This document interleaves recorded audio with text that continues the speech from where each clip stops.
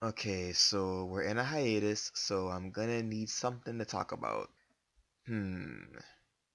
How about a character talk? The last time I dedicated a video to an MLP character was way back in November of last year when I was still new to the YouTube game. The character in question was Pinkie Pie, and since that video was so well received, I figured I'd make another character talk video. I originally planned to do this one during my summer break, but since we got this hiatus, now's as good a time as any, especially since I planned on doing this months ago. So today we're going to talk about the Cutie Mark Crusaders. My opinion of these girls has changed a lot in the near 3 years I've been an MLP fan, and I think the best way to explain it is to go season by season, highlighting the episodes that were most significant in forming and reshaping my view. So let's start with Season 1. Season 1 was the absolute low point of my opinion for the CMC.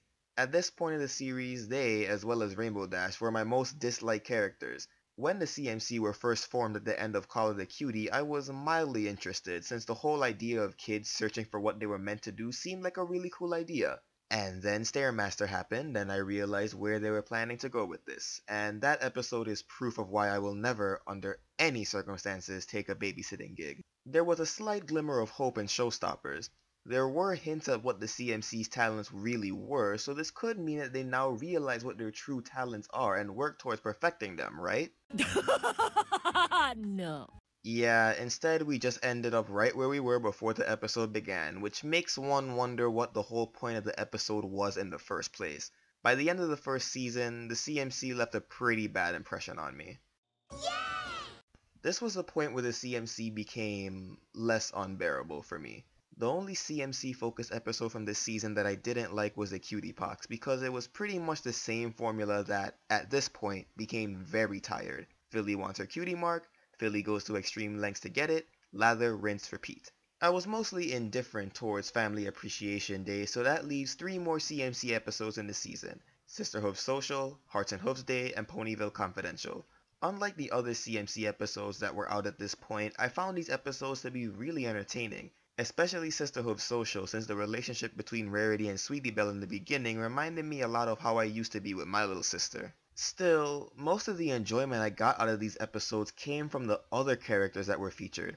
I was more interested in Rarity's struggle to be a good sister, Big Mac and Cheerilee's antics while under the love poison, and all the secrets of the Ponyville citizens.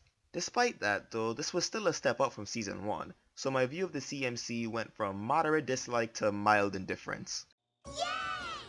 As to be expected from a season that was half the usual length, we only got 2 CMC episodes in Season 3, and only one of them actually left an impact on me as far as character opinions go, and that's Sleepless in Ponyville. It was at this point that I saw the CMC, or rather, one of them, as characters that were more than just their goal. They had characteristics beyond just an eager thirst for their marks. Coincidentally, this was around the same time my opinion of Rainbow Dash began to change as well, as Wonderbolt's Academy, my favorite episode of the season, aired the very next week. With this in mind, I began to wonder what the future CMC episodes were going to be like, which brings us to...